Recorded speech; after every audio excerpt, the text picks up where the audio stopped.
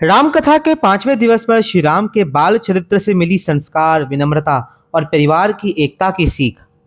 श्री राम कथा सत्संग समिति गुवाहाटी द्वारा सांगनेरिया हॉल में आयोजित 9 दिवसीय राम कथा के 5वें दिवस पर नाथ संप्रदाय के संत योगी श्री निवृत्तिनाथ जी महाराज ने भगवान श्री राम के बाल्यकाल की लीलाओं का अत्यंत मार्मिक एवं भावपूर्ण वर्णन किया। कथा के दौरान श्री राम के आज्ञा पालन, विनम्रता, पारिवारिक प्रेम, गुरु भक्ति और संस्कारों से जुड़े प्रसंगों ने श्रद्धालुओं को भाव विभोर कर दिया। 5वें दिवस की कथा का शुभारंभ यजमान बाबूलाल मोर एवं उनके परिवार द्वारा पूजा अर्चन के साथ हुआ। योगी श्री निवृत्तिनाथ जी महाराज एवं योगी श्री अभयनाथ जी महाराज ने व्यासपीठ का पूजन संपन्न किया। इसके पश्चात यजमान परिवार द्वारा दोनों संतों को पारंपरिक असमिया शॉल ओढ़ाकर स्वागत किया गया। हरि नाम संकीर्तन के बाद कथा का प्रारंभ हुआ। योगी श्री ने भगवान श्री राम के बाल स्वरूप का वर्णन करते हुए बताया कि मर्यादा पुरुषोत्तम श्री राम बचपन से ही अत्यंत आज्ञाकारी, विनम्र और संस्कारी थे। उन्होंने कहा कि श्री राम के जीवन में अपने पिता महाराज दशरथ, तीनों माताओं और चारों भाइयों के प्रति जो प्रेम, सम्मान और आदर भाव था, वही भारतीय परिवार व्यवस्था की वास्तविक पहचान है। उन्होंने कहा कि आज परिवारों में बढ़ती दूरियां और भेदभाव को समाप्त करने का सबसे श्रेष्ठ मार्ग रामायण की शिक्षाओं को अपनाना है।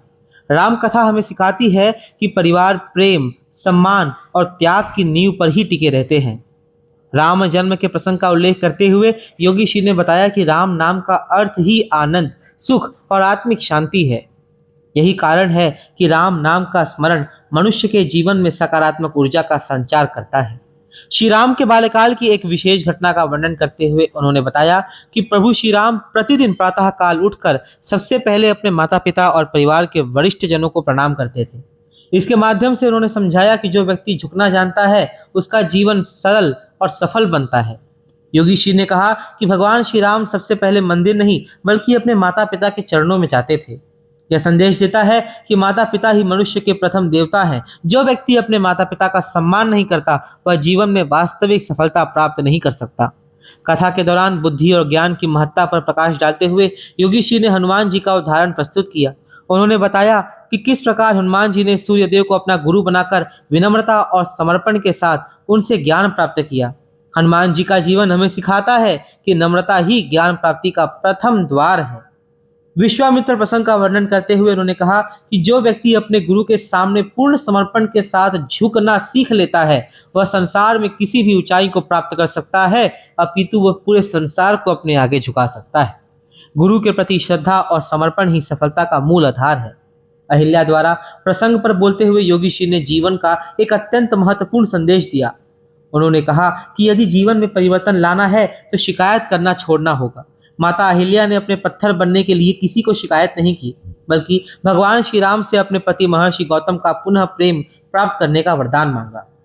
योगी श्री ने कहा कि जहाँ शिकायत होती है वहाँ बौद्धिक विकास रुक जाता है, सामाजिक विकास रुक जाता है और आध्यात्मिक उन्नति भी बाधिक हो जाती है। इसलिए सफल और प्रगतिशील जीवन के लिए शिकायत नहीं बल्कि सकारात्मक दृष्टिकोण आवश्यक है।